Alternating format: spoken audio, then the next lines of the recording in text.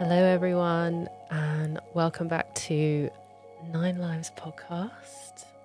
Welcome back. I can't really believe that I'm sat here actually recording this. This is the third try of trying to find a setup that works for this. There's been a few things that have happened this year that have meant I had to take a back seat from podcasting and sort of everything in my life. So first of all, I wanted to say thank you for your patience while I've been figuring out some things. It's definitely been a little bit of a tumultuous time, but here we are. We found a setup that works. We've found a setup that I like, and it feels like the right time to do this. So thank you for sticking with me and for being here still. It means a lot. I know what's so crazy is been watching you all re-listen to the seasons, regardless of me being here or not, which has been so lovely to kind of track you all still listening and still tagging me. And yeah, I think I wanted to go away and live a little bit more life and try to feel better again before I came back too soon. So this week's episode we're starting with a bit of a bang, and it's something that so many of you have asked me to talk about. I am going to do a little bit of a life update, nothing too in depth or anything, because this podcast is not about me, it's all about you. But this episode, I wanted to talk about burnout, depression, and finding balance and brilliance again. We're not going to get all down in the dumps. I know some episodes can sometimes feel a little bit maudlin, so I'm determined for this season to be a little bit more hopeful. So this year has not been my best, and that's been a little bit of a hard pill to swallow, especially as someone who really identified as a high achiever for 2 to 3 years. It seemed like everything I was doing was working, and like everything I was touching was just turning to gold. Like every race, every business, the podcast, everything, it was just all working so well. And then all of a sudden it felt like nothing was working anymore, and I couldn't quite figure out why and what was going on. And I started to get a little bit unwell, and I wasn't sure again why. I think one of the hardest things has been not knowing why I was feeling bad, because I was still doing everything right. So I was still running and eating well and lifting and working really hard and doing all the things that I thought were the right things to do in my situation. And I kind of arrived at the understanding that I am an addict and I will always be an addict, whether that's alcohol or bad relationships. Then it shifts to work, and then it shifts to running, and then it shifts to other things. And like everything I've ever loved, I just seem to sink my teeth into things until it hurts me. But balance has always been a struggle for me. And this year I learned a few hard lessons that I wish to share with you today, because I hope that, I know through talking to you all in my messages that you've been wondering where I am, but you've also been through similar experiences. And for those who haven't been through similar experiences, I hope this can be a little bit of a word of warning and maybe a little bit of a different opinion to what we are presented with nowadays as well. But I want to preface this by saying that we are all different, and we all have different goals for our lives, and we all cope with pressure in really different ways. I will always believe in pushing hard for a better life, reaching for extraordinary things. And my opinion and experience of this matter is only my own and should not be reflected in other people's stories. There are some people in this space who can just go and go and go and go and have a million things on and find it delightful and wonderful. And, that's amazing for them. But I have struggled, and I think that sharing that is probably going to help a few people. So that being said, because we live in an age where everything is so connected and we're all so connected, there is one narrative that we see pushed again and again and again, which is success at all costs. More wealth, more followers, bigger businesses, more miles, scale up, expand, strive, more, more, more. Because what is happiness if not to wear the crown of hardest hustler? But so many of us punish ourselves for being last in a race that we didn't even enter. And with the explosion of running online, which I've been so blessed to be a part of, it's been an amazing experience. But more miles are being rewarded with more engagement. And slowly we morph into machines of marching on with medals for likes, with dramatized storylines and no room for mistakes. And I just didn't want to be a part of it anymore. And that's through my own fault. That's not through the fault of anyone else. But movement is a spiritual practice for me, and it's a private flow and awe in equal measure. And losing that part was particularly difficult for me. And so, without even really knowing what was going on, I fell into an obsession with improvement, which can be very addictive, provoked by both outer and inner influences. And I convinced myself that each week must be better, that I have to go further and I have to reach higher and I have to run further and faster. And if we don't, well, the inner voice in my head started getting louder and louder, calling me a loser, calling me a failure.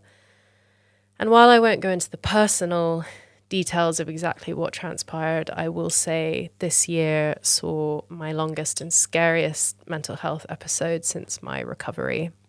Looking back, I think the two things I've struggled with the most have been panic and paranoia and anxiety. And it got so bad I started isolating myself from my loved ones. I wasn't really sleeping. My body stopped being able to digest food.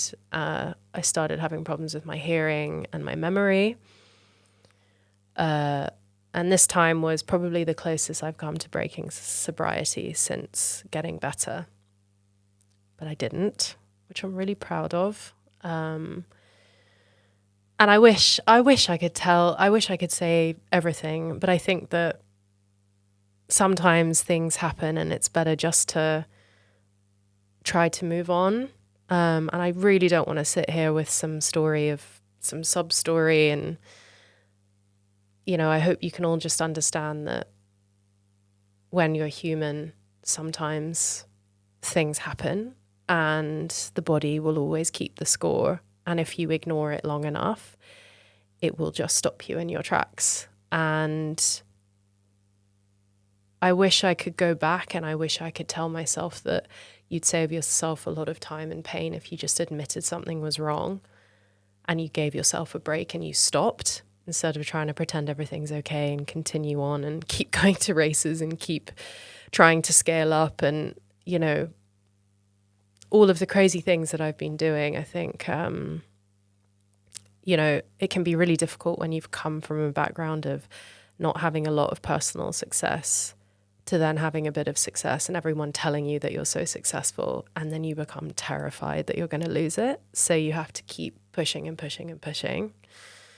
And it's reframed a lot in my mind about what I want out of life and what actually matters to me. And it's a lot about comparison as well, you know, having to let go of the fact that, like, I'll never be able to perform like some other people. And I think that's fine because their goals and my intrinsic goals are really different and we want really different things. And I actually, in one of my like really bad episodes, just made a little handwritten list of like, right, what is it actually that I need to make myself happy? Like actually, and it was just time outside, time with Cowboy and Joe. Everything else is a bonus. And you can get caught up in the trappings of stuff that you really don't want, but you have other people telling you that you want. And it's very, very difficult. And I wish it didn't get so dark. And, you know, it wasn't just burnout that was happening. It was a lot of other things. But I think the lesson is that, you know, slowing down can sometimes be what'll help you speed up in the long run. And there's a quote I wanted to share that really resonated with me, which is, the longer you stay on the wrong train, the more expensive it is to get home. And when I read that, it kind of stopped me in my tracks, because I realized that actually I am on the wrong train. I'm just on the wrong train. Some of what I'm doing is right, and some of it feels purposeful and connected, but a lot of it really doesn't. And I think I'd got myself in so deep to so many different things that I didn't know how to stop or say no anymore. And it was very expensive to get home, I'll tell you that. So anyway, I digress. My family and friends basically held an intervention in May, and I was given medical help, which was frustrating to be back in a place where I needed help. That was, it was a lot. April and May, they were bad, which is actually where I left off this podcast. So I'm really just very delighted to be sat here feeling well and being back in front of a microphone. But I didn't really take enough time off work at that time because I was too scared to. I was too scared to lose everything. And soon enough, I hit rock bottom again. But now, unfortunately, due to living with a mood disorder and one of the symptoms being suicidal ideation, that started coming back, which I wasn't sure I was going to talk about, but I think it's important that I do, because it's something we've spoken about a lot on this podcast, and that is what was happening in May, and it was really, really scary. And I think one of the hardest things was people weren't listening to me and people weren't believing me, because when you work in a space where you have to be quite public facing, it's my job for things to look fine, and it can be difficult when things aren't fine, but everything has to be fine for me to keep the lights on. So there was so many different things going on, and it just all felt like it was kind of crashing down around me, and that feeling of paranoia was just, constant. It also kind of reminded me of just how beautifully accidental this whole thing is, because I absolutely adore my platform and I adore my audience and my community, but this was all a happy accident, and I was put in this position for a reason, and I love it, but it's been a hell of a thing to get used to. And, I had to make sure it's something that I actually wanted, because my purpose and joy is to help others using my platform, but the platform was only making me sicker. So I just kept feeding the machine, and I tried to pretend that everything was fine. Another race would fix it, right? Another reel, another medal. But yeah, it just felt like all I could do was watch as everything was falling apart. But I will say, after this experience, that sometimes it takes everything burning to the ground to create the clarity needed to see your path. As the last embers from the forest fire fall to the ground and create a quiet blanket of ash, we can once again see over the horizon and go about finding our way again. I am not motivated by the hustle or the embellishments of such a life. That, to me, is empty. That is the trappings of the ego. And I was no longer moving with my soul. There is more than one way to measure success, and to me, it simply is this: peace when I try to sleep at night, people who I love and whom I trust, time in nature, and the calmness and clarity of mind to be unshaken by others. And that is it. Everything else is just a bonus. I'm not all the way better yet, but I'm getting there, and I'm making decisions that align with goodness without compromise. So here I am, ready to go again. And I hope you see this little story as one of hope and not of failure. And in the era of the girl boss, I wish more people were honest about these things. And the idea that you can be inspiring constantly is false. We are not products. We are humans. And despite what you see, we are meant to be messy.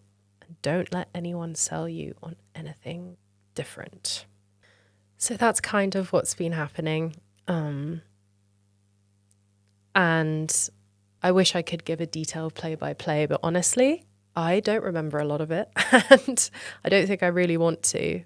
I really am just so ready to move on and move up in the world again and let this podcast be a place that it's always been and always will be, which is of hope and of overcoming. And I don't want to sit here and go on about my stuff anymore. I just want to make this about you guys. And I hope that if you're in a place that I was in, that maybe you get something out of this and hearing someone who, you know, I'm sure on the outside it looks like I really have it all together. And this year on paper probably looked pretty extraordinary. And you just never know what's going on behind closed doors. And every time you walk past someone on the street, everyone has a story and everyone has pain that they're going through. And, you know, I think it's just taught me a lot of lessons about assumptions as well with people. We all feel similar things and we all are in pain. And the more patient and kind we can be with each other, the better. So if you are listening to this because you're in a similar place, or if you feel lost or broken or scared, I just want to reassure you that even if you don't feel like it, you are still here and you will find a way back to yourself again. And I felt for a while like I wasn't going to find a way back to myself. But recently I found and felt the first little sparks of Cassia coming back. And it's really reassuring to know that even after it all, you can make it through. And you can make it through by a lot of different tools that I have learned, which I want to share with you today. But I hope this podcast can be a lantern to hold up along the way. Life is never linear. It is never, ever black or white, good or bad, happy or sad. The same goes for people and work and success too.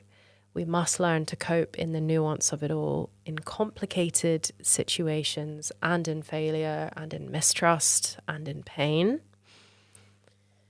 We have to learn to cope. Okay. A few positive updates because I feel like that was quite a lot. Cowboy's good. He's great. He's always great. It was his 4th birthday a few days ago. I'm back to running regularly and I'm enjoying it, which is huge. Joe as well. We're thinking of planning our wedding now that I'm getting a bit better and I have some time and headspace. I started Muay Thai, which I'm sure you all have seen, which is just brilliant. It's something I was really intimidated to try, but I'm really glad that I did. So yeah, it's a new form of bravery and it's really been saving me. And without further ado, I thought we'd delve into the episode. So I wanted to give you a little bit of a toolkit / discussion around burnout and comparison and failure and success today, because I've also just been silently watching all of my friends, athletes and entrepreneurs and just friends in, you know, regular 9-to-5s burn out this year. I don't know what has been in the water, but it's like everyone I speak to is like, I'm exhausted and I cannot keep up with whatever this weird rule book that exists for young people now and people of all ages alike, that we have to be everything all at once, all the time, and document it and show it to the world. So I wanted to start with a little quote from John Steinbeck, who is a fabulous author and poet. So if you don't know him, definitely look him up. And it's just a short one, but he says, and now that you don't have to be perfect, you can be good. And that is one that I have always kept with me. When you fall into that perfection trap, you know, those kind of like make believe rules that we set for ourselves that we get upset when we break, but they don't even exist. Like, I have so many rules throughout my day that I don't even know I've made for myself, and yet I'll upset myself when I break them. But they're not real, and that's just the perfection trap. And actually, I'm good just as I am. So, well, what is burnout and why are so many young people experiencing it? Burnout is a state of physical, emotional, and mental exhaustion caused by prolonged and excessive stress. It occurs when someone feels overwhelmed, emotionally drained, and unable to meet constant demands. Over time, burnout can reduce productivity, sap energy, and leave individuals feeling hopeless, cynical, or resentful. It can manifest in various ways, including emotional exhaustion, cynicism or detachment, which is probably the hardest thing to deal with, is falling out of love with the things that you love the most. I mean, I could never have imagined hating running, and yet I did. I couldn't think of anything worse than getting up and going for a run for the majority of this year. And it felt like I don't know, someone had put stones in my shoes and I was dragging myself around the park. The same goes for pretty much everything else. This podcast, writing, music, reading, movies, nothing was making me happy. And not only that, like I was becoming kind of, I don't think bad-tempered is the word, but like not easy, which was really difficult for friends and family, I think, because I am a very sunny side up person and I'm very easy to be around. And I think that was difficult for people to see, you know, just how much I had kind of been poked and prodded, and then you start prodding back, and that can be difficult for people, especially when they're used to generosity with no boundaries. It can be really hard when that changes in someone. Another symptom is reduced efficiency, so a lack of accomplishment and a sense of failure. And it's like a snake that's eating its tail, because you're doing the things you think that you should be doing to get where you want to be, and yet you're not getting there. So you start working harder and burning out even more, and working harder and burning out even more. And it's like a cycle that just continues. Like I just kept thinking, oh, well, I'll just run further and I'll work more and I'll try to scale everything even more. And that will give me that feeling of accomplishment that I'm so desperately missing. And all it did was I just got injured further, or I got more sick, or, you know, I wasn't addressing the fact that I was having a mental health crisis. I was just running. And it's a big lesson in, you know, sports. Sports are a tool to use to help us manage our mood, but they do not manage our moods. And there are so many other applications that you need to take into account when trying to deal with mental illness or mental struggles. Something else I wanted to talk about was workplace expectations. And these are conversations that I've had, I will say, with people in my life who work at estate agents, people who work as entrepreneurs, people who work as designers in different industries. You know, this is not just me talking about working online, because I know that that is a really, really privileged and incredibly niche place to work. And, you know, this really does go across the board. Like none of my mates work in the space I work in, and they all feel very similar feelings, that there is this kind of like new era where there's this glorification of overworking yourself and being constantly productive, which kind of pushes young people or people to work beyond their limits. Just like there's no boundaries with communication anymore. We have an expectation that we are all contactable 24/7. And not only that, we're contactable on multiple platforms at all times. And when you don't reply, people take it personally, or people question where you are or what you're doing. And for me, and someone who has a funky brain, not having the space and noiseless plane to exist upon like I did when I was younger is really difficult. And that's where it can be hard to set boundaries, because when you're all running the same race and someone starts doing something different, people can take offense to it, especially if you've always operated one way and you've always been constantly available or, you know, constantly contactable. It can then be hard to put boundaries in your life, incredibly hard. But I have an episode coming up all about that, so we will delve into that more. And then, of course, and I know we've gone into this a million times, and I'm sure you've heard it, and you will have heard it just probably too much, but social media, it is and always will be, I think, the Wild West. We are yet to understand what this is doing to our brains, and we are yet to put proper rules in place for human beings so that they are not spending half of their week scrolling on a phone, constantly comparing themselves to other people who have perfect lives, creating unrealistic expectations for ourselves, and so much self-doubt. I mean, dude, it only takes me like one little scroll, even on a good day, and I'll see someone who's in a similar position to me, but they're doing everything better. And then how does that better, quote unquote, but how does that then make me feel? That feeds into the monster in my brain that's telling me, oh, okay, shit, actually, no, I do need to be working harder. So again, you enter the cycle of work harder, do more, do more, do more, do more. And it's like a furnace, and it can be so hard to break out of. So obviously the big question in all of this, and something that I think a lot of you will be asking, is, okay, you know, that's the mental and the workplace stuff, but what about exercise? Because obviously we all probably follow me and know me as a runner, and a long distance runner and someone who likes to do a lot of physical things and has had such a huge physical transformation myself.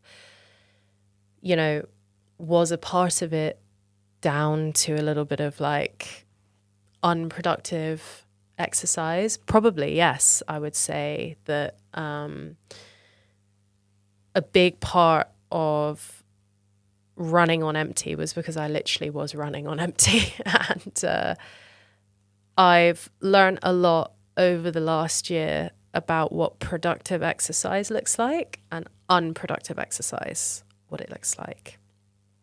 And running will always, always, always have a special spiritual place in my heart, and it will always be a tool that I will use to make myself better and to be better. And I'll always run the London Marathon, and there'll always be ultras, and there'll always be fun. However, running is incredibly fatiguing, and especially as a woman, it can be really hard to keep up with the demands of running 100 kilometers a week. I don't think people know how extraordinary it is to run a marathon, let alone a half marathon or a 10K. And I think we've lost ourselves again in a little bit of things aren't as sensational anymore. It is incredibly sensational to run a 10K in the morning before work, let alone, you know, a 50K at the weekend. And it can get really addictive, that feeling of, this is easy for me and I can just do it because I want to. And actually, I'll wake up on Sunday and I'm going to run 30K and then I'm going to put it on my Instagram. You know, that can be really addictive. And what happened to me, and I know a lot of other runners and a lot of other women, is my body just said, stop, or I'll make you stop. And it made me stop. So I stopped being able to digest a lot of foods, constant fatigue, brain fog and interruptions to my hormones. I had bad skin. I had problems with my memory, injuries, you name it. And I wasn't even running a super crazy amount. I was running a crazy amount, but not super crazy. And I think that's down to just becoming so goal orientated that the goal, which is wellness, just gets lost and then you just keep running past it. Which is unsustainable. And taking a look as well at photos and videos of myself throughout the earlier parts and middle of this year, I did not look well. I was not a well person, but I was just ticking over the numbers of mileage and thinking, well, that's fine. I'll just continue doing that. And I kept adding more and adding more and adding more until I realized that the answer is to stop and be messy and be spontaneous and go out with your friends and just give it a rest for a while. I am not actually an athlete, funnily enough. I'm not training for the Olympics, and that no amount of kind of like needing to prove something to yourself or other people is ever going to make up for the damage that you're going to do to yourself while you do this. And I think it's a lot to do with the whiplash of how much my life has changed, actually, and again trying to claw onto it for some reason. But the difference between productive and unproductive exercise, for me at least now, is productive exercise is something that is working towards a sustainable goal and makes me feel good in my mind, body, and spirit. It nourishes me physically and mentally. It doesn't burn me out, and it's intrinsic. So it's something that feels good to me, and it's something that I want to do, and it's balanced. You know, taking a look back and seeing all the places where I now know it was a sign to stop that I just kept bulldozing through, it really makes so much sense that I was feeling the way that I was. Because if you don't give your body rest, it will make you rest. It will stop you in your tracks and make you rest.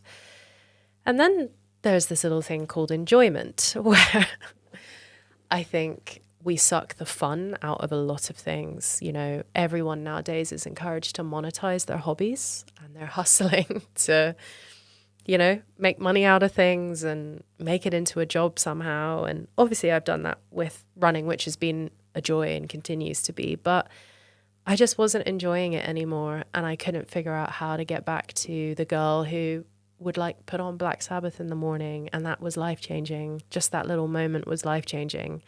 Suddenly it was, well, it's not enough. I need 100K. I need another 100K ultra. And it just starts becoming something that you can't keep up with. You just can't.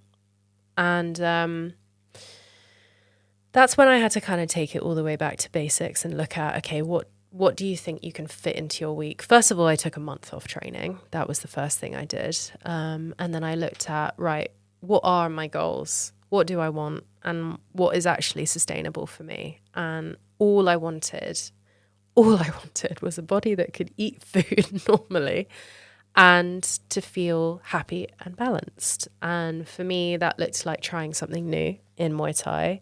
It looked like not running very far at all, like maybe 5 or 8K, which for me was somehow not far for a while. 8 kilometers is a really long run. I've realized that now. You know, and I'm sure I'll work up to bigger distances in the new year. But for now, it's just really nice to take a moment and, you know, when your body's screaming at you that you can't keep up, just let it not keep up. And that's a difficult one because we are all born from the school of David Goggins nowadays, where it is always, you know, stay hard. And I agree, but there has to be softness and room for mistakes because that's what life is about. And life is in seasons. And for those of us who have like an inner sadness or a great sadness that follows us around, I think you have to make space for that sadness to be felt. And I was pushing it down so far that it was actually starting to choke me and everyone else in my life. And I didn't know what was happening. And it's because I wasn't feeling what I was meant to be feeling. And I know a lot of people say that exercise is cathartic, and it is. It is cathartic, but you have to have other things going on. You've got to be able to feel what you need to feel. And sadness in itself is a perfect emotion, and letting go of it being imperfect or messy is just so, so important. There are other ways to track your progress as well. Like I made a notepad full of, so like, I wish I had it with me, but a notepad full of like, it was a calendar, and I would color code the days to the days I had panic attacks, the days I didn't have panic attacks, the days Joe and I had a good day. because it's been hard on our relationship, and I'm sure people will relate to that too. The days I was able to exercise, the days where I wanted to exercise, but I knew I needed rest, and I took the rest. Almost like a little kid, breaking it down again, like making it that simple so that at the end of the week, I could look at this week color-coded and I could see, oh, that was a lot of panic attacks this week. That was a lot of sleepless nights. But then the next week, it would slowly start to taper down.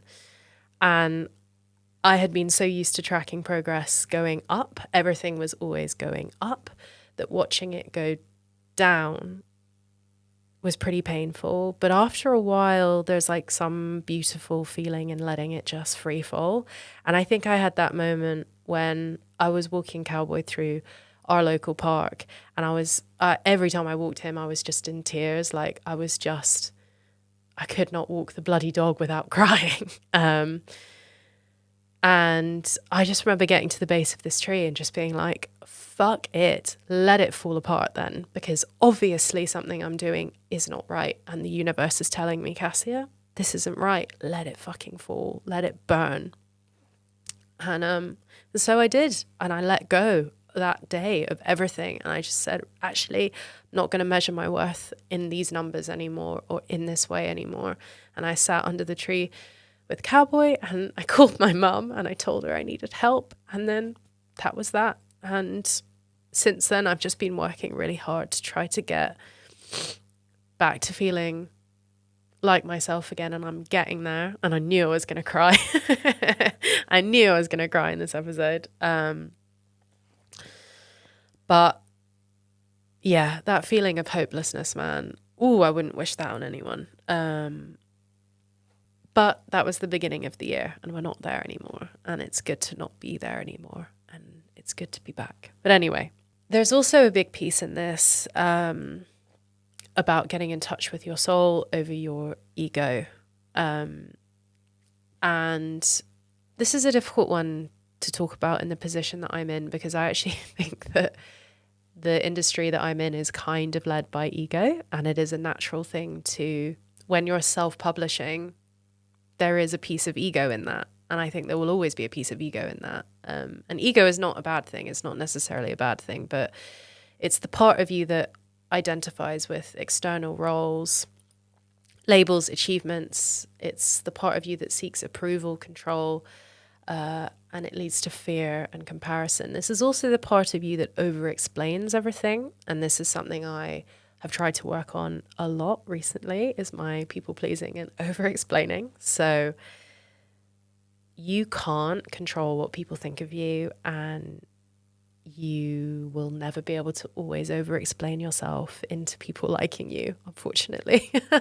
Because you're not going to be everyone's cup of tea. And not only that, I think if you know that you are good and what you're doing is right, that is enough. That's one opinion, which is yours, and that is enough. And you don't need to explain or prove or blunder your way into being best friends with everyone, because you won't be. If you don't even like everyone, why do you need everyone to like you? It's impossible. So the soul is the authentic, timeless essence of who you are. It's rooted in love, intuition, purpose, and connection. So to know which area you're coming from is a good question to ask, which is, am I acting from fear and pride or love and authenticity? And that's been a huge part of reframing what everything means to me, is that when something makes me feel scared, and not in the way that, you know, that giddy scared, like, oh, I'm going to tackle this goal, like that's a good fear, but the fear of failure or fear of falling or fear of not having someone's approval, you know, that comes with pride, and that is the ego. And that's been a really hard one to rewrite and be able to say, actually, this is my life and my timeline, and I don't want to measure it in that way anymore. And being a little bit odd and being and enjoying things that don't necessarily resonate with other people and doing it in my way feels really authentic and really soulful, and it feels really good to lean into that. So I think if you take anything away from this, I think it's just you know, you've got to listen to that intrinsic voice inside that is being so held down and masked by other people, by situations, by the pressures and rules you put on yourself, and try to tune that out and listen to, you know, what is it that I actually want? What is it that I actually need? What am I giving myself? You know, the ego thrives on approval and comparison, and the soul finds fulfillment within. So stopping seeking validation, either that's social media, peers, or status symbols, you know, saying things like, I am enough as I am, those are all going to help. And it's easier said than done, right? Like, I can sit here and say all this, but I am nowhere near getting to a place where I'm 100% better or 100% ready to be whole again. But I'm definitely getting there. And I just hope no one makes the mistakes that I do, that you lose yourself along the way towards a goal that you don't even want. And you're just excited to tell other people about it. Because I spent so much of my childhood, teenage years and early 20s watching all my mates succeed so much. And I just felt like I was sat there watching them. And I never had moments that I was proud of. And I never had people that were proud of me. And I could never say at family dinner parties, look what I've done this year. It was just, ooh, I stayed alive this year. That's all I could really manage. And I became so addicted to sitting there and saying, I ran this race, I've done this, I've scaled this, you know, it's addictive. And anyway, I digress. Just, yeah, it's a hard one to get your head around, definitely. One thing I would say that's helped a lot has been time in solitude. Loneliness is something I've always felt really comfortable in, and I know for a lot of people who do struggle with their mental health, they will relate to this. Loneliness isn't a bad thing. It's actually can be a good thing.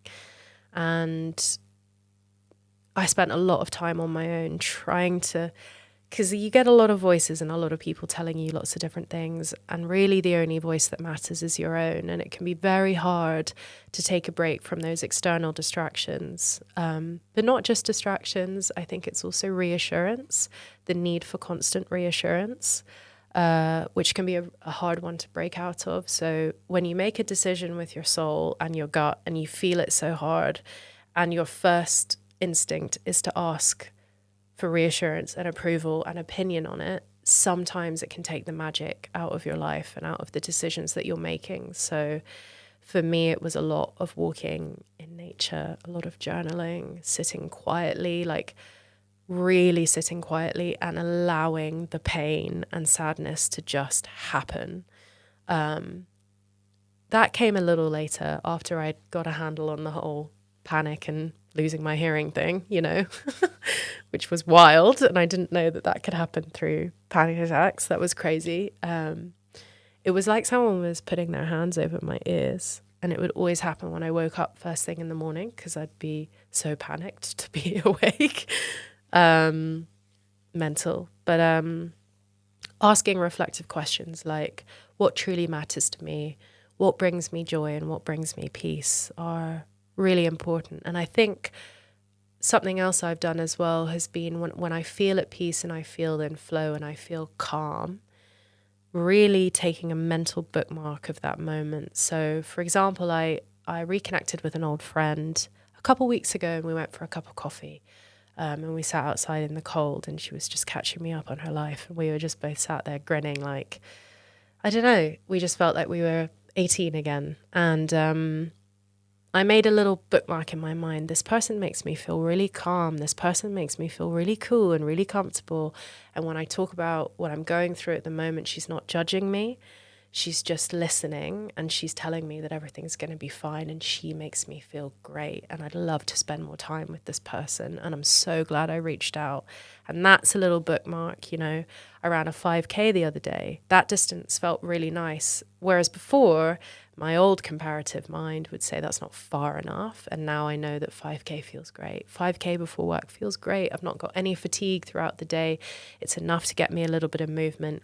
It means that later on I can also maybe go for a walk as well, or go to the gym, whatever it is. But that, it's just a lovely distance, and 5K it's bloody enough and it feels great. And that's a little bookmark in my mind.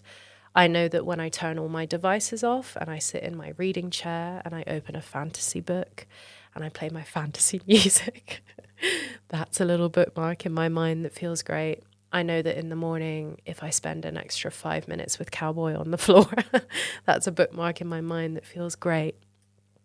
Replying to my family's text messages instead of ignoring them and just working, that feels great. So there's a lot in it. A lot of that kind of like balance between ego and soul and just trying to figure out where you fit in all of it. But the soul speaks through your core values. What you hold is deeply important, and identifying those values can take a little while. It might be kindness, creativity, connection, whatever it is. But if you make decisions based on these principles, even if they're not the most convenient or ego-pleasing, that's when you're moving with your soul. So, for example, if you value kindness, you can choose compassion over winning an argument. So sometimes it's just easier to walk away quietly and say, you know what? I know that I'm kind. I know I'm compassionate. I've given you everything I can. You haven't treated me fairly, and I don't need to tell you that you haven't. I'm just going to walk away. Many tools there to think about today. I don't want to go on and on about this one just because I just wanted this first episode to be a little hello and I didn't want to go too delving into like the whole toolkit thing. I think there's a lot that can be learned possibly from my experience this year, and I know that my audience are people who have the same goals, desires, and also kind of social circle, like as in you will probably consume the same stuff I consume. And, you know, I got this message once that was like comparing me to like a female Andrew Huberman or David Goggins. And I admire those people so much, and they've changed my life so much.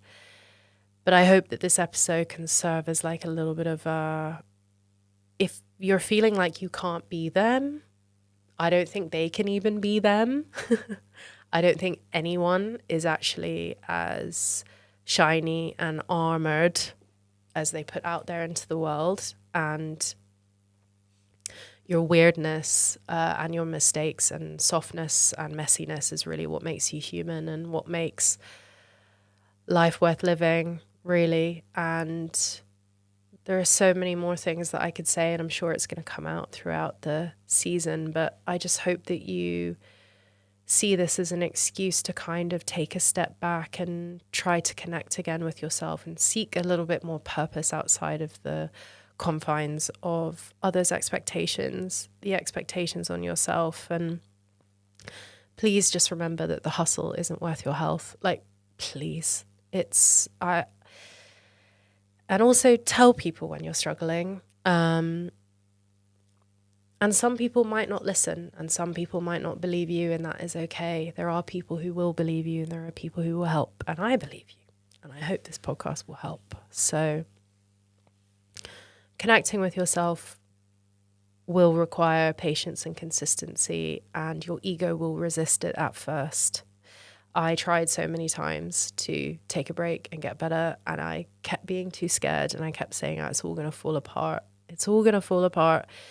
And I'm not going to be able to come back, and I'm not going to be able to do anything ever again, and I'm never going to run a marathon, and, but you will. And I do think more of these conversations need to be happening nowadays, because I watch on and I see people and how busy they are and how proud of how busy they are. And it's amazing to be busy.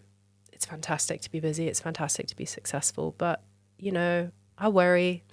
I worry about you all, and I worry about people, and I just want people to take care. And I want people to feel fulfilled and nourished and loved by themselves.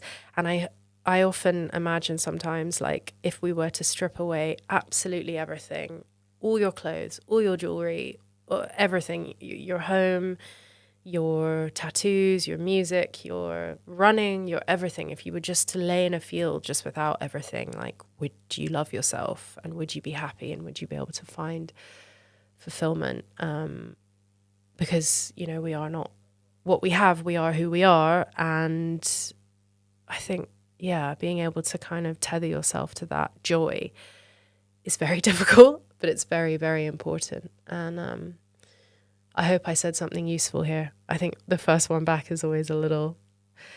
this is the third time trying it, so I hope that it helps. But just some health markers to look out for, things that I noticed. Burnout is insidious, and it sneaks up on you. And I will say as well that I'm calling it burnout, but what I had was a mental health breakdown, and I obviously live with a mood disorder, and not everyone's will be quite as crashingly dramatic as mine, but I go up and down, and this was the worst one I've probably experienced. And admitting that I can't cope was the best thing I could have done. But if you are in a state of chronic physical, mental, and emotional exhaustion, then just keep an eye out for things like chronic fatigue, sleep disturbances, frequent illnesses, headaches, migraines, muscle pain, tension, appetite, heart rate, blood pressure, emotional exhaustion, irritability, anger, loss of motivation, feeling hopeless or depressed, and detachment. There's also things like memory problems, decision-making challenges, procrastination and avoidance, which was a huge thing for me as well. And then, of course, there is withdrawal from social activities, which, I didn't see my friends for 6 months, 7 months. And only recently have I started to see them again over the last few months, and they've just been happy to have me back. So, yeah. I think identifying this is the first step in trying to make some change, but also trying to challenge the parameters that are put onto us nowadays. And, no one is just ultimately successful, full stop, it ends there. It is like a machine you have to keep feeding. And if you can't feed the machine, you can't feed the machine. Just try not to look at other people that are in different chapters and are very good at feeding the machine and make it something to hurt yourself over. Life is so fleeting and short, and I would hate that anyone would be sat there wasting it in any kind of self-disappointment when all we can do is our best. So, okay, that's my little ramble today. This season is going to be a little different. We are going to be doing a lot of topics that have been requested by you guys, which is things like releasing inner bullying, managing your mind, rumination, unlocking your inner athlete, vision boards, goal setting, manifestation, reinventing yourself. There's so many really cool topics to come. I also wanted to read you a story every week as a bonus episode, which is going to be called Whispers of Wonder, because I think it's really important that we take a little break from self-help all the time and we just listen to some fairy tales. So I'm hoping you enjoy those too. And as always, we're going to end on a poem. This one was submitted by the lovely Boris. It's by Rudyard Kipling, and it's called If. If you can keep your head when all about you are losing theirs and blaming it on you. If you can trust yourself when all men doubt you, but make allowance for their doubting too. If you can wait and not be tired by waiting or being lied about, don't deal in lies. Or being hated, don't give way to hating. And yet, don't look too good nor talk too wise. If you can dream and not make dreams your master. If you can think and not make thoughts your aim. If you can meet triumph and disaster and treat those two impostors just the same. If you can bear to hear the truth you've spoken, twisted by knaves to make a trap for fools, or watch the things you gave your life to broken, and stoop and build 'em up with worn out tools. If you can make one heap of all your winnings and risk it on one turn of pitch and toss and lose and start again at your beginnings and never breathe a word about your loss.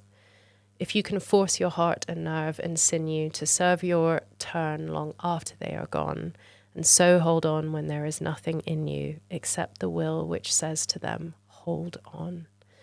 If you can talk with crowds and keep your virtue, or walk with kings nor lose the common touch, if neither foes nor loving friends can hurt you, if all men count with you, but none too much, if you can fill the unforgiving minute with 60 seconds worth of distance run, yours is the earth and everything that's in it, and, which is more, you'll be a man, my son.